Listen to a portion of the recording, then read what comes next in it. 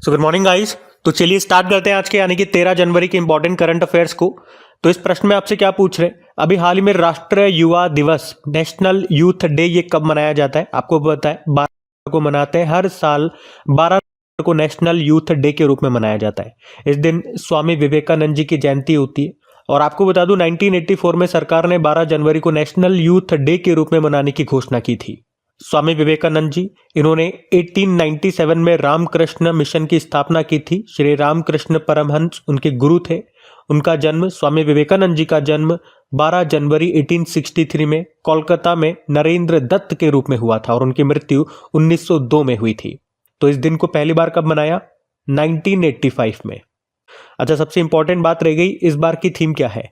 Youth for a sustainable future. लंबी theme है लेकिन इतना सब आप ध्यान रख लो sentence, youth for a sustainable future.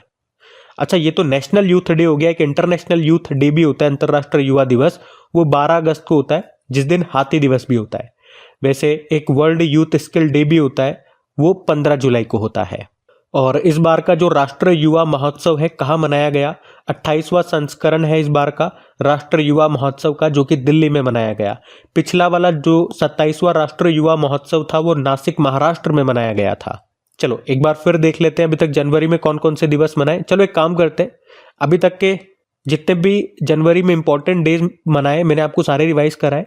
आज मैं आपको रिवाइज नहीं कराता, आज मैं आपसे पूछता हूं कि अभी तक जनवरी में कौन कौन से दिवस हम मना चुके हैं। कमेंट बॉक्स में लिख के बताइए, देखिए आपको याद है या नहीं याद। हम अगला प्रश्न देखते हैं।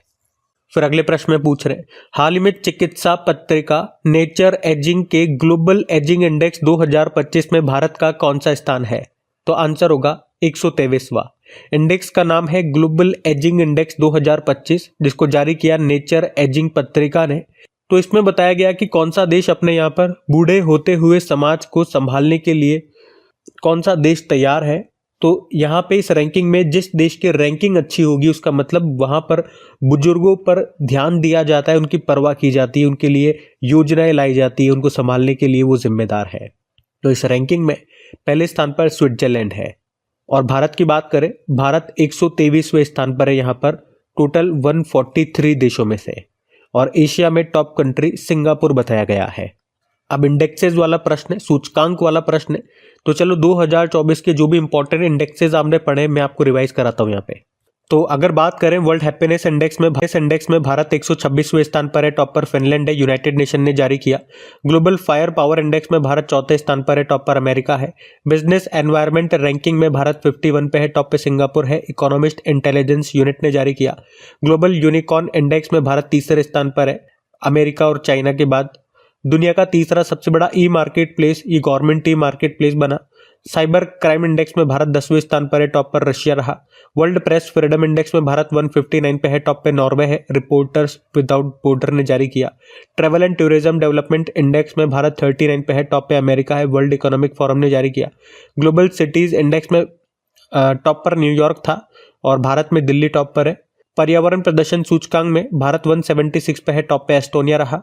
उसके अलावा ग्लोबल जेंडर गैप इंडेक्स में भारत 129 पे है, टॉप पे आइसलैंड है, वर्ल्ड इकोनॉमिक फोरम ने जारी किया। और ग्लोबल पीस इंडेक्स में भारत 116वें स्थान पर है, टॉप पर आइसलैंड है। ग्लोबल एनर्जी एडिशन इंडेक्स में भारत 63 पे है, टॉप पे स्वीडन है, वर्ल्ड इकोनॉमिक फोरम ने जारी किया। वर्ल्ड इन्वेस्टमेंट रिपोर्ट के अनुसार भारत 15वें स्थान पर है, टॉप पर अमेरिका है। और सस्टेनेबल डेवलपमेंट रिपोर्ट के अनुसार भारत 109वें स्थान पर है, टॉप पर फिनलैंड है। और नीति आयोग के sustainable development goal India index में भारत का स्कोर क्या रहा? 71। ये प्रश्न भी एग्जाम में आया भी था, टॉप पर केरल और उत्तराखंड था। ग्लोबल लिवेबिलिटी इंडेक्स में टॉप पर ऑस्ट्रिया की कैपिटल वियना है। और प्राइम ग्लोबल सिटीज इंडेक्स में पहले स्थान पर मनीला है, फिर मुंबई है, फिर दिल्ली है। सकल पर्यावरण उत्पादन सूचकांक लॉन्च करने वाला पहला राज्य उत्तराखंड है। राज्य खाद्य सुरक्षा सूचकांक स्टेट फूड सिक्योरिटी इंडेक्स में टॉप पर केरल है।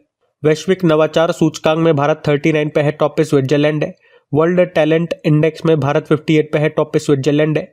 एशिया पावर इंडेक्स रिपोर्ट में सबसे शक्तिशाली देश अमेरिका है, फिर चाइना है, फिर भारत है। शहरी शासन सूचकांक अर्बन गवर्नेंस इंडेक्स में टॉप पर केरल है। विश्व का चौथा देश कौन सा बना था जिसका विदेशी मुद्रा भंडार $700 बिलियन के पार चला गया? भारत। पहले पे चाइना, फिर जापान, फिर स्विट्जरलैंड। ग्लोबल हंगर इंडेक्स में भारत 105वें स्थान पर है। वर्ल्ड जीएनआई रैंकिंग में भारत 150वें स्थान पर है। बर्मुडा टॉप पर है, वर्ल्ड बैंक ने जारी किया। जीएनआई मतलब ग्रोस नेशनल इनकम। वैश्विक बहुआयामी गरीबी सूचकांक यानी कि global multi dimensional poverty index के अनुसार अत्यंत गरीबों की संख्या के मामले में टॉप देश इंडिया है। यूनाइटेड नेशन डेवलपमेंट प्रोग्राम ने जारी किया। आर्थिक स्वतंत्रता सूचकांक में भारत 84 पे है, टॉप पे हांगकांग है। रूल ऑफ लॉ इंडेक्स में भारत 79 पे है, टॉप पे डेनमार्क है। First global nature conservation index में भारत 176 पे है, टॉप पे लग्जमबर्ग है। वैश्विक पेटेंट फाइलिंग के मामले में भारत 6ठे स्थान पर है, टॉप पर चाइना है। क्लाइमेट चेंज परफॉर्मेंस इंडेक्स में अभी भारत 10वें स्थान पे था और पहले दूसरे तीसरे पे कोई देश नहीं है, चौथे पे डेनमार्क है। नेटवर्क रेडीनेस इंडेक्स में भारत 49 पे, टॉप पे अमेरिका है। और यूरेशिया टाइम्स की द ग्रेट पावर्स ऑफ 2025 की लिस्ट में भारत 5वें स्थान पे था, टॉप पर अमेरिका था। तो ये भी 2024 में ये सारे इंपॉर्टेंट इंडेक्सेस हमने पढ़े, ध्यान में रखना। फिर अगले में पूछ रहे अभी हाल ही में नई खोजों के साथ कौन सा देश लिथियम भंडार वाला दुनिया का दूसरा शीर्ष देश बन गया है? तो आंसर होगा चाइना। तो अभी चाइना ने तिब्बत में सफेद सोने के नाम से मशहूर लिथियम के बड़े भंडार की खोज की है और इसी के साथ चीन अब दुनिया का दूसरा सबसे बड़ा लिथियम भंडार रखने वाला देश बन गया है। तो अब इस खोज के बाद चीन के पास दुनिया के कुल लिथियम भंडार का 16.5% है। वैसे लिथियम भंडार के मामले में चीन के आगे सिर्फ चिली देश है जो कि एक साउथ अमेरिकी कंट्री है। लिथियम के इस्तेमाल की बात करें, कई जगह इस्तेमाल होता है, जैसे कि इलेक्ट्रिक गाड़ियों में जो बैटरी बनती है वो लिथियम से बनती है। सेलफोन कम्युनिकेशन में, परमाणु ईंधन, कई उद्योगों में इसका इस्तेमाल किया जाता है लिथियम। अच्छा, लिथियम का परमाणु क्रमांक एटॉमिक नंबर क्या होता है? पीरियोडिक टेबल में जब आप पढ़ते हो तो क्या होता है, पहले क्या आता है? हाइड्रोजन, हीलियम, लिथियम, तीसरे नंबर पे आता है लिथियम। और याद रखना, इससे एक प्रश्न बनता है एग्जाम में कि सबसे हल्की धातु कौन सी है, लाइटेस्ट मेटल कौन सा है? तो वो लिथियम ही है। इसका उल्टा पूछेंगे तो सबसे भारी धातु हेवीएस्ट मेटल कौन सा है? तो आंसर हो जाएगा ऑस्मियम, जिसका एटॉमिक नंबर है 76 और ये सबसे हैवी मेटल है। और प्रश्न याद रखना, कई बार इस तरह से भी आ जाता है कि लाइटेस्ट एलिमेंट कौन सा है। अगर प्रश्न आता है लाइटेस्ट मेटल कौन सा है तो आंसर करेंगे लिथियम। अगर पूछे लाइटेस्ट एलिमेंट कौन सा है तो आंसर करना हाइड्रोजन। इस तरह का प्रश्न आता है तो कई बार कंफ्यूज हो सकते हो आप, इसलिए मैं आपको एक बार बता दूं। और ये दोनों प्रश्न एग्जाम में पूछे गए हैं, ये भी मैं आपको बता दूं। अब चाइना की बात है तो मैं आपको चाइना लेकर के चलूंगा, लेकिन उससे पहले 3 इंपॉर्टेंट क्वेश्चन मैं आपको करा रहा हूं। ये वो प्रश्न है जो कि एग्जाम में पूछे गए हैं। वैसे तो इनका संबंध रेडियो एक्टिव एलिमेंट से है। चलो देखते हैं आपको इनके उत्तर पता है कि नहीं पता। तो पहला प्रश्न है, वो कौन सा एलिमेंट है जो सबसे ज्यादा रेडियो एक्टिविटी एग्जिबिट करता है, यानी कि प्रदर्शित करता है? यानी कि एक लाइन में बोलूं तो मोस्ट रेडियो एक्टिव एलिमेंट कौन सा है? तो आंसर हो जाएगा polonium. Most radio active element से मतलब हो गया जो सबसे ज्यादा एनर्जी रिलीज करता है, पोलोनियम आंसर होगा। और अगर पूछे कि भारत में किस रेडियो एक्टिव एलिमेंट का सबसे ज्यादा भंडार है या सबसे बड़ा भंडार है, तो आंसर हो जाएगा थोरियम। और एक प्रश्न ये भी बनता है कि मनुष्यों में सबसे अधिक पाया जाने वाला रेडियो एक्टिव एलिमेंट कौन सा है? तो आंसर हो जाएगा पोटेशियम 40। और ये तीनों प्रश्न एग्जाम के लिए इंपॉर्टेंट प्रश्न एग्जाम में पूछे जाते हैं। अब वैसे बात हमारे प्रश्न में चीन की हुई है तो मैं आपको चाइना ले चलता हूँ। ये रहा मैप में चाइना। देखो चाइना की कैपिटल क्या होती है? बीजिंग होती है। यहाँ पे एशियन इंफ्रास्ट्रक्चर इन्वेस्टमेंट बैंक का, शंघाई कोऑपरेशन ऑर्गेनाइजेशन का इनका हेडक्वार्टर मिल जाएगा। करंट से रेनमिन भी हो गई, प्रेसिडेंट है शी जिनपिंग। बाकी आपको याद होगा अभी सितंबर में ही 8वीं एशियाई पुरुष हॉकी चैंपियंस ट्रॉफी का आयोजन ये हुआ था चीन के हुलुनबुई में और भारत ने इसको जीता था, चाइना को हराया था। दुनिया का पहला मीथेन संचालित रॉकेट लॉन्च करेगा चाइना, जिसका नाम होगा जुके-2। चीन ने कहा कि 2025 में गोबी डेजर्ट में वो दुनिया का पहला thorium molten salt nuclear power station शुरू करेगा। और दुनिया की पहली high speed carbon fibre train ये बनाई चाइना ने। दुनिया का सबसे बड़ा हाइड्रो पावर डैम ये चाइना बनाएगा तिब्बत में, यार लुंग जांगबो या तसांगपो नदी पे, जिसे भारत में ब्रह्मपुत्र नदी के नाम से जानते हैं। और चाइना के अंतरिक्ष यात्रियों ने 2 अंतरिक्ष यात्रियों ने अभी 9 घंटे तक स्पेस वॉक करके एक नया विश्व रिकॉर्ड बनाया। दुनिया की सबसे तेज 400 किलोमीटर प्रति घंटे वाली हाई स्पीड बुलेट ट्रेन का प्रोटोटाइप लॉन्च किया अभी चाइना ने, उसका नाम है CR450। और अभी चाइना में HMPV वायरस फैला, इसका फुल फॉर्म क्या होता है? Human Meta Numa virus. और उससे पहले जो कोविड-19 था वो भी चाइना से ही फैला था। और उसके लिए कौन सा वायरस जिम्मेदार था? SARS-CoV-2 virus. और ये प्रश्न एग्जाम में आ चुका है। तो ये सब बातें इतना, अगला प्रश्न देखते हैं। फिर अगले में पूछ रहे ये बुक है जिसका नाम है हाउ इंडिया स्केल्ड MTG20। इस बुक को किसने लिखा है? तो आंसर होगा अमिताभ कांत ने। आपको याद होगा 2023 में G20 की अध्यक्षता ये भारत ने की थी और उसमें शेरपा बनाए गए थे अमिताभ कांत, जो कि नीति आयोग की CEO भी रह चुके हैं। तो वहाँ शेरपा ये बने थे और उन्होंने पूरा G20 ऑर्गेनाइज किया, पूरा G20 उन्होंने देखा है। इसी कारण से उन्होंने एक बुक लिखी है इसके ऊपर और उसमें बताया कि किस तरह से भारत ने G20 को कैसे ऑर्गेनाइज किया, कैसे सफल बनाया। बुक का नाम है हाउ इंडिया स्केल्ड MTG20। लिखा है किसने? अमिताभ कांत ने। अच्छा, कुछ समय पहले इनकी एक बुक आई थी, बड़ी फेमस बुक है, make in India 75 years of business and enterprise. ये भी इन्हीं की बुक है। वैसे G20 की जब इसको हमने होस्ट किया था उस समय इसकी थीम क्या थी? One earth, one family, one future. कई बार हमने पढ़ा था उस वक्त, या वसुदेव कुटुंबकम भी आप इसे बोल सकते हो। और आपको याद होगा उस समय इसमें एक नया सदस्य देश भी जुड़ा था। देश नहीं था, एक ग्रुप था, अफ्रीकन यूनियन ग्रुप, जिसका मुख्यालय आपको मिलेगा एडिस अबाबा में, जो कि इथियोपिया की कैपिटल है। और 2024 में G20 की अध्यक्षता की ब्राजील ने। और इंपॉर्टेंट ये हो जाएगा 2025 में इसकी अध्यक्षता कौन कर रहा है? तो आंसर हो जाएगा साउथ अफ्रीका। अब कुछ और इंपॉर्टेंट बुक्स मैं आपको रिवाइज कराता हूँ। अगर आपसे पूछे, अभी दीपा मलिक की ऑटोबायोग्राफी आई थी, उसका नाम क्या है? Bring it on. और दिनेश शाहरा ने बुक लिखी है Dalai Lama secret to happiness. और अमिताभ कुमार ने माई बिलव्ड लाइफ लिखी है। सुब्रमण्यम जयशंकर हमारे विदेश मंत्री, इन्होंने लिखी why Bharat matters. Treasures of Gupta empire को लिखा डॉक्टर कुमार ने। Mountain mammals of the world को लिखा MK रंजीत सिंह ने। रतन टाटा लाइफ, रतन टाटा जी की ऑटोबायोग्राफी, उसको लिखा है थॉमस मैथ्यू ने। Friends India's closest strategic partner, इस बुक को लिखा प्रोफेसर श्रीराम चोलिया ने। R अश्विन क्रिकेटर, इनकी ऑटोबायोग्राफी आई थी I have the streets a Kutty cricket story, exam में आ चुकी है अभी। है Piramal Nathwani call of the गिर नाम से बुक लिखी है, ये प्रश्न भी अभी एग्जाम में आ चुका है। तो ये सब ध्यान में रखना। अगला प्रश्न देखते हैं कि अभी हाल ही में महाकुंभ मेला बीमा किसने शुरू किया है? तो सही उत्तर हो जाएगा ICICI लोम्बार्ड ने। तो इस बार महाकुंभ ये कहां पर हो रहा है? आप सभी को पता है, प्रयागराज में। अभी 13 जनवरी को शुरू हो गया ये, यानी कि आज से ही 26 फरवरी तक ये चलेगा। अब आपको यहाँ पे पता है करोड़ों श्रद्धालु यहाँ पे आए हुए हैं। और अभी फोन पे ने ICICI Lombard general insurance company के साथ मिलकर के एक अनोखी बीमा योजना को लॉन्च किया है और उसे नाम दिया महाकुंभ बीमा। तो इसमें क्या होगा?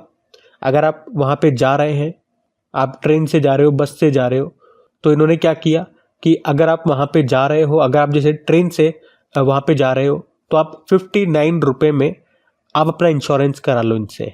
अगर आप एरोप्लेन फ्लाइट के माध्यम से जा रहे हो तो 99 रुपये में आप अपना इंश्योरेंस करा लो और आपका बीमा कवर कितने का रहेगा? 1 लाख रुपए का।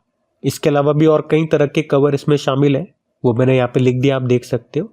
वो नहीं पूछेगा, लेकिन मोटा मोटा जो मैंने आपको बताया, फोन पे और ICICI लोम्बार्ड ने मिलकर के महाकुंभ बीमा शुरू किया है, ये आप ध्यान रखना।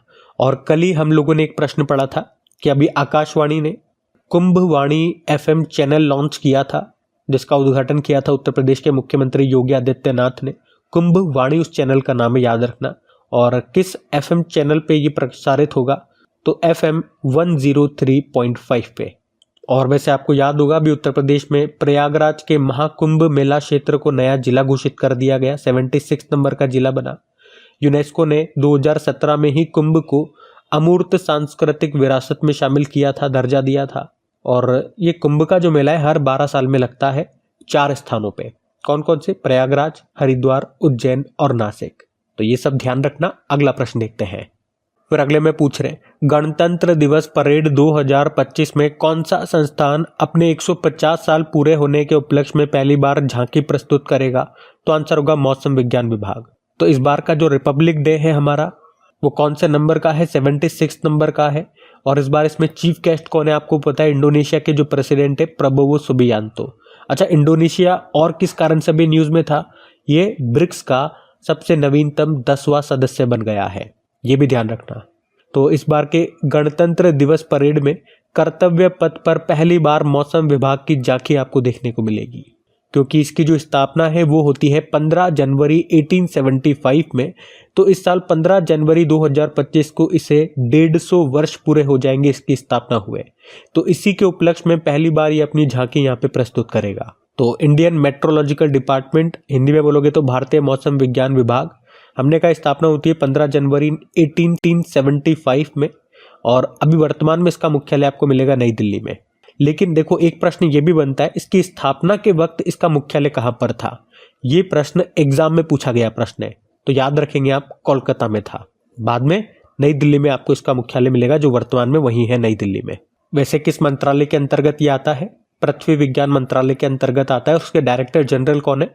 मृत्युंजय महापात्रा है, जिन्हें साइक्लोन मैन ऑफ इंडिया भी कहा जाता है। और इस बार के रिपब्लिक डे 2025 की थीम क्या है? स्वर्णिम भारत, विरासत और विकास। अच्छा, ये पॉइंट भी आप ध्यान रखना कि गणतंत्र दिवस समारोह के अंत का प्रतीक समारोह, यानी कि जो रिपब्लिक डे फेस्टिवल या रिपब्लिक डे समारोह होता है, इसमें जो लास्ट वाला जो फेस्टिवल होता है वो किसके रूप में हम सेलिब्रेट करते हैं? तो बीटिंग रिट्रीट समारोह होता है।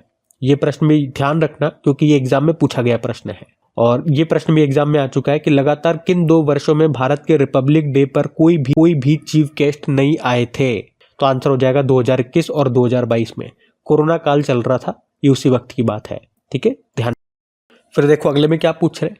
अभी हाल ही में ग्राहक अनुभव के लिए एयरपोर्ट काउंसिल इंटरनेशनल से लेवल 5 मान्यता प्राप्त करने वाला भारत का पहला एयरपोर्ट कौन सा बन गया? तो आंसर होगा मुंबई एयरपोर्ट। तो अडानी ग्रुप द्वारा संचालित मुंबई का जो छत्रपति शिवाजी महाराज इंटरनेशनल एयरपोर्ट है, ये भारत का पहला और दुनिया का तीसरा ऐसा हवाई अड्डा बन गया है जिसे एयरपोर्ट काउंसिल इंटरनेशनल से हवाई अड्डा ग्राहक अनुभव के लिए लेवल 5 की मान्यता प्राप्त हुई है। ये एयरपोर्ट काउंसिल इंटरनेशनल के द्वारा ग्राहक अनुभव कार्यक्रम के तहत दिया जाने वाला सर्वोच्च सम्मान है, जो किसको मिला याद रखना, मुंबई के छत्रपति शिवाजी महाराज इंटरनेशनल एयरपोर्ट को। और ये मान्यता पाने वाला ये भारत का पहला और दुनिया का तीसरा हवाई अड्डा बन गया है। तो प्रश्न इंपॉर्टेंट है। अब यहाँ पे कुछ और इंपॉर्टेंट एयरपोर्ट्स में आपको रिवाइज कराता हूँ, ध्यान से सुनिएगा, ये सारे इंपॉर्टेंट पॉइंट्स हैं। अगर पहले तो एयरपोर्ट्स की हम बात कर लें, अयोध्या एयरपोर्ट का नाम बदल के क्या कर दिया गया? महर्षि वाल्मीकि एयरपोर्ट। मोगा एयरपोर्ट ये आपको गोवा में मिलेगा, अब इसका नाम वहाँ के पूर्व मुख्यमंत्री जी के नाम पे रख दिया, मनोहर पार्रिकर एयरपोर्ट। वीर सावरकर एयरपोर्ट आपको अंडमान निकोबार में मिलेगा, उसकी कैपिटल पोर्ट ब्लेयर में, इसका नया नाम अभी श्री विजयपुरम हो गया। चंडीगढ़ एयरपोर्ट का नाम शहीद भगत सिंह जी के नाम पे रख दिया। और सुभाष चंद्र बोस एयरपोर्ट ये आपको मिलेगा कोलकाता में, लाल बहादुर शास्त्री एयरपोर्ट वाराणसी में, जेवर एयरपोर्ट नोएडा में, बाबा साहब अम्बेडकर एयरपोर्ट नागपुर में, केम्पेगौड़ा एयरपोर्ट बेंगलुरु में, चौधरी चरण सिंह एयरपोर्ट लखनऊ में। पुणे एयरपोर्ट का नाम भी बदल गया, जगत गुरु संत श्रेष्ठ संत तुकाराम महाराज के नाम पे कर दिया। उसके अलावा आपको याद होगा अभी zero waste to landfill award मिला तिरुवनंतपुरम एयरपोर्ट को। उत्तर प्रदेश की पहली एयरलाइन कौन सी बनी? शंख एयरलाइन। भारत के पहले self powered indoor air quality monitor का अनावरण किया गया तिरुवनंतपुरम इंटरनेशनल एयरपोर्ट में ही, और इसका नाम पवन चित्रा रखा। नागरिक उड्डयन मंत्रालय ने उड़ान यात्री कैफे को किस एयरपोर्ट पर लॉन्च किया? नेताजी सुभाष चंद्र बोस इंटरनेशनल एयरपोर्ट, जो आपको कोलकाता में मिलेगा। इसका उद्देश्य था एयर पैसेंजर्स को सस्ता भोजन और पेय पदार्थ प्रदान करना। अभी 150 गंतव्यों को जोड़ने वाला देश का पहला हवाई अड्डा बना था इंदिरा गांधी इंटरनेशनल एयरपोर्ट, जो नई दिल्ली में है। और घरेलू मार्गों पर इन फ्लाइट वाईफाई इंटरनेट सेवा प्रदान करने वाली पहली भारतीय एयरलाइन कौन सी बनी है? एयर इंडिया बनी है। तो ये भी ध्यान में रखना। अगला प्रश्न देखते हैं। फिर अगले में पूछ रहे हैं, हाल ही में महिलाओं का under 17 British junior open squash प्रतियोगिता 2025 का एकल खिताब किसने जीत लिया? तो आंसर होगा अनाहत सिंह ने। अच्छा, पहले अगर हम बात करें, ये ब्रिटिश जूनियर ओपन 2025 स्क्वैश प्रतियोगिता, इसका आयोजन हुआ कहाँ पे? इंग्लैंड के बर्मिंघम में। और अभी इसमें महिलाओं के अंडर 17 कैटेगरी में भारत की स्क्वैश प्लेयर अनाहत सिंह विजेता रही है। ये प्रश्न इंपॉर्टेंट मार्क कर लेना, इस तरह का प्रश्न एग्जाम में पूछा जा चुका है एक बार, मैं आपको बताऊंगा। अभी पहले मैं आपको ये बता दूं कि अनाहत सिंह ने तीसरी बार इस तरह का खिताब जीता है, क्योंकि पहली बार 2019 में अंडर 11 कैटेगरी में उन्होंने ये खिताब जीता था, दूसरी बार 2023 में अंडर 15 कैटेगरी में ये खिताब जीता था, और यही वाला प्रश्न एग्जाम में आया था, SSC CHSL के एग्जाम में आया था। और अभी 2025 में अंडर 17 कैटेगरी में इन्होंने फिर से ये खिताब जीत लिया है। यहाँ पे फाइनल में उन्होंने किनको हराया? इजिप्ट की मलिका एक्का राक्सी को हराया है। ठीक है, तो इस तरह का प्रश्न आता है एग्जाम में, ध्यान पे रखना। कुछ इंपॉर्टेंट भारतीय स्क्वैश प्लेयर्स के पहले मैं आपको नाम बता रहा हूँ, इनके नाम याद रखना। ये महत्वपूर्ण इंपॉर्टेंट जो प्लेयर्स होते हैं वो हैं, क्योंकि इस तरह के प्रश्न भी एग्जाम में आ जाते हैं। खिलाड़ियों के नाम दे देंगे, उनके खेल के संबंध आपसे पूछ लेते हैं जो न्यूज में रहते हैं, जैसे कि सौरव घोषाल हो गया, दीपिका पल्लिकल, जोशना चिन्नप्पा, अनाहत सिंह, हरिंदर पाल संधू, ये सब इंपॉर्टेंट महत्वपूर्ण स्क्वैश प्लेयर है। अच्छा, इसी तरह से आपको याद होगा अभी वर्ल्ड जूनियर स्क्वैश चैंपियनशिप 2024 हुआ था, ये अमेरिका में हुआ था, और उसमें मेन सिंगल में एक भारतीय हैं शौर्य बावा, इन्होंने ब्रॉन्ज जीता था। और इस विश्व जूनियर स्क्वैश चैंपियनशिप में किसी भारतीय पुरुष खिलाड़ी के द्वारा जीता गया ये दूसरा पदक था। वैसे वर्ल्ड स्क्वैश फेडरेशन की बात करते हैं, जिसकी स्थापना होती है 1967 में, मुख्यालय आपको इंग्लैंड में मिलेगा, और इसके प्रेसिडेंट है जेना वॉल्ड्रिज। तो ये भी ध्यान में रखना। अगला प्रश्न देखते हैं। फिर अगले प्रश्न में पूछ रहे, हाल ही में भारतीय परमाणु संस्थाओं पर लगे प्रतिबंधों को समाप्त करने की घोषणा ये किस देश ने की है? तो आंसर होगा अमेरिका। आपको याद हो तो 1974 में हमने पहला परमाणु परीक्षण किया था अपना, और उसका नाम हमने क्या रखा था, याद रखना, ऑपरेशन स्माइलिंग बुद्धा। कहाँ पे किया था? पोखरण, जैसलमेर, राजस्थान में। उस समय प्रधानमंत्री हमारी इंदिरा गांधी थी। उसके बाद हमने 1998 में एक और परमाणु परीक्षण कर डाला था, पोखरण जैसलमेर में ही किया था, और उसका नाम ऑपरेशन शक्ति रखा था।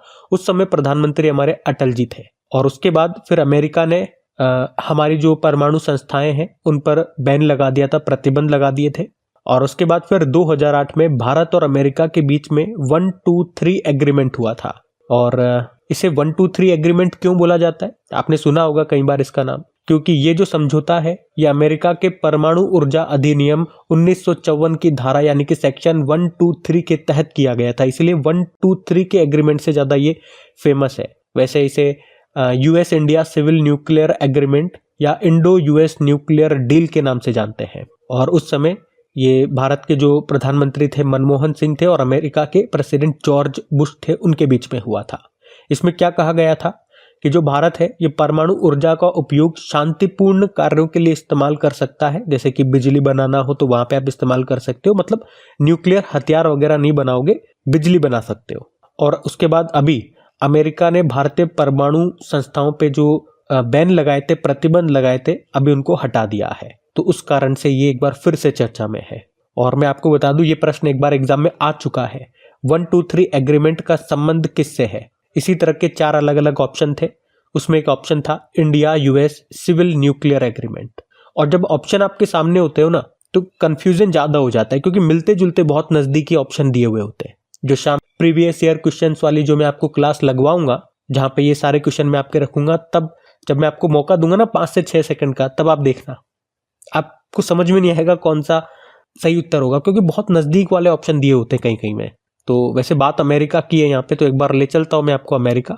अमेरिका की कैपिटल वॉशिंगटन डीसी होती है। अभी वर्तमान में तो प्रेसिडेंट जो बाइडेन है, लेकिन जल्दी नए बन जाएंगे, डोनाल्ड ट्रंप। और आपको याद होगा सिग 716 असॉल्ट राइफल्स है, और ये भारत अमेरिका से खरीद रहा है, जिसके रेंज है 500 मीटर। अमेरिका के टेक्सास में हनुमान जी की स्टैचू लगाई गई थी, जिसे स्टैचू ऑफ यूनियन बोला गया, 90 फीट ऊंची है।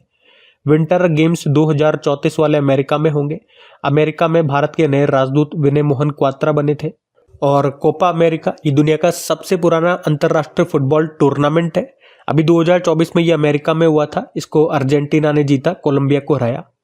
और युद्ध अभ्यास 2024 ये भारत और अमेरिका के बीच में हुआ, राजस्थान में। और अभी जो क्वाड समिट हुआ था ना 2024 में, ये कहाँ पे हुआ था? अमेरिका में हुआ, और इस साल भारत में होगा। भारत सरकार ने पहला national security semiconductor manufacturing plant, जिसका नाम है शक्ति, ये स्थापित करने के लिए अभी समझौता किया था अमेरिका के साथ ही। और हेलेन नाम का हुरिकेन साइक्लोन ये अभी अमेरिका से टकराया था। और अमेरिका के नेतृत्व वाले खनिज सुरक्षा वित्त नेटवर्क में अभी कौन सा देश शामिल हो गया? भारत। अलेक्जेंडर डुन ये इंपॉर्टेंट नाम है, अमेरिकी शस्त्र रामानुजन पुरस्कार 2024 इनको मिला। और इसी तरह से मिल्टन हरिकेन कहते हैं, वहां पे जो चक्रवात होते हैं उसको हरिकेन कहते हैं, अमेरिका में आया था। अमेरिका ने अभी अपना नेशनल बर्ड किसे घोषित कर दिया? बाल्ड ईगल को। अमेरिका के पूर्व राष्ट्रपति जिम्मी कार्टर, जिनका भी निधन हो गया 2002 में, इनको शांति का नोबेल पुरस्कार मिला था। तो ये नाम भी अभी न्यूज में था, ध्यान में रखना। अगला प्रश्न देखते हैं। फिर अगले में पूछ रहे, अभी हाल ही में भारत और तालिबान के बीच पहली शीर्ष स्तरीय वार्ता ये कहाँ पर हुई? तो आंसर होगा दुबई में। तो 2021 में तालिबान ने अफगानिस्तान पर कब्जा कर लिया था, ये आपको याद होगा। चलो बताओ, उस समय हमने वहां से भारतीय नागरिकों को वहां से बचाने के लिए, वहां से निकालने के लिए एक ऑपरेशन चलाया था, उसका नाम क्या है? देखते हैं किस किस को याद है वो। तो अभी अफगानिस्तान पर कब्जे के बाद भारत और तालिबान के बीच अब तक की सबसे उच्च स्तरीय वार्ता हुई, कहां पर हुई? दुबई में। और इसमें भारत की तरफ से पार्टिसिपेट किया हमारे जो विदेश सचिव हैं, फॉरेन सेक्रेटरी विक्रम मिश्री उनका नाम है। अच्छा, अफगानिस्तान, इसे एशिया का हृदय भी कहा जाता है, काबुल इसकी कैपिटल होती है। और आपको बता दूं कि भारत से अफगानिस्तान जाने के लिए दो महत्वपूर्ण दर्रे आपको मिलेंगे, माउंटेन पास, खैबर दर्रा और बोलन दर्रा। हमने वहां पर अफगान भारत मैत्री बांध भी बनाया है, जिसे सलमा बांध भी कहते हैं। अच्छा, अब कुछ और इंपॉर्टेंट समिट्स में आपको कराऊं। वैसे दुबई से आपको एक पॉइंट में बता दूं कि अगर पूछे ना किस आईआईटी ने कहा कि वो 2025 में इंटरनेशनल रिसर्च सेंटर खोलेगा दुबई में, तो आंसर हो जाएगा आईआईटी मद्रास। 2024 में जो वर्ल्ड गवर्नमेंट समिट हुआ था वो भी दुबई में हुआ था। बाकी देखो अभी लिस्ट, अभी 19वां confederation of Indian industry, CII का मतलब confederation of Indian industry, Bharat Africa व्यापार सम्मेलन कहाँ पे हुआ था? नई दिल्ली में। 8वां धर्म धम्म सम्मेलन अहमदाबाद में हुआ, जिसमें चीफ गेस्ट जगदीप धनखड़ थे, वाइस प्रेसिडेंट है। पहला बिम्स्टेक बिजनेस शिखर सम्मेलन हुआ था भारत में, नई दिल्ली में। चौथा राष्ट्र हिंदी विज्ञान सम्मेलन 2024 हुआ भोपाल में। विश्व शिक्षा सम्मेलन 2024 हुआ दुबई में। जिला न्यायपालिका का राष्ट्रीय सम्मेलन नई दिल्ली में हुआ। नागरिक विमानन पर दूसरा एशिया प्रशांत मंत्री स्तरीय सम्मेलन हुआ था भारत में। और ये पहला विश्व ऑडियो विजुअल और एंटरटेनमेंट शिखर सम्मेलन, ये अभी फरवरी में होगा, भारत में होगा, नई दिल्ली में। नेशनल ई गवर्नेंस कॉन्फ्रेंस 2024 का आयोजन हुआ था मुंबई में। ग्लोबल AI शिखर सम्मेलन 2024 का आयोजन ये हैदराबाद में हुआ था। तो ये 10 और इंपॉर्टेंट समिट्स, इनको ध्यान में रखना। बाकी ये थी आज की आपकी करंट अफेयर्स की क्लास। कमेंट करके जरूर बताइएगा सेशन आपको कैसा लगा। अच्छा लगा तो वीडियो को लाइक जरूर कीजिएगा, शेयर जरूर कीजिएगा। PDF के बारे में मैंने आपको बता दिया, हमारी जो PYQ सीरीज हमने स्टार्ट की वो मैंने आपको बता दिया, शाम को आपको मिल जाएगी। टेलीग्राम को ज्वाइन जरूर कर लीजिएगा ताकि आपको नोटिफिकेशन मिल जाए PDF का और वीडियोस का। चलो अभी कल के करंट अफेयर्स का हम क्विक रिवीजन कर लेते, फिर हम सेशन एंड करते हैं। तो पहला प्रश्न पूछा था, किस देश ने 2025 में विश्व हिंदी दिवस के अवसर पर देश में हिंदी में पहला सर्टिफिकेट कोर्स शुरू किया था? श्रीलंका। फिर पूछा भाई, चर्चा में रही उजाला योजना को कब लॉन्च किया गया था? 5 जनवरी 2015। फिर पूछ रहे अभी, अमेरिकी magazine track and field news ने किस भाला फेंक खिलाड़ी को 2024 का सर्वश्रेष्ठ भाला फेंक एथलीट नामित किया? नीरज चोपड़ा। किस राज्य सरकार ने महिला सेल्फ हेल्प ग्रुप के माध्यम से 1000 मेगावाट सौर ऊर्जा संयंत्रों की स्थापना का लक्ष्य रखा? तेलंगाना। और उत्तर प्रदेश के मुख्यमंत्री जी महाकुंभ 2025 के लिए किस नाम से FM चैनल लॉन्च किया? कुंभवाणी। और नई दिल्ली में राष्ट्रीय जैविक उत्पादन कार्यक्रम के 8वें संस्करण का उद्घाटन किसने किया? पीयूष गोयल। और अभी केंद्र सरकार ने किसे आधिकारिक रूप से शास्त्रीय भाषा का दर्जा दे दिया? मराठी को। जीनोम इंडिया प्रोजेक्ट के तहत कितने भारतीयों का जीनोम सीक्वेंस युक्त डेटा भारतीय जैविक डेटा केंद्र में उपलब्ध है? 10,000। उसके अलावा तमीम इकबाल ने अंतर्राष्ट्रीय क्रिकेट से संन्यास ले लिया, वे किस देश के खिलाड़ी है? बांग्लादेश। चलो कल का भी होमवर्क प्रश्न देखते हैं और सेशन एंड करते हैं। तो कल आपसे पूछा था अभी, किसे डॉक्टर C नारायण रेड्डी साहित्य पुरस्कार से सम्मानित किया गया? तो आंसर हो जाएगा शिव शंकरी को। आप सभी ने प्रश्न का बिल्कुल सही उत्तर दिया। अब ये रहा आज का आपका होमवर्क प्रश्न।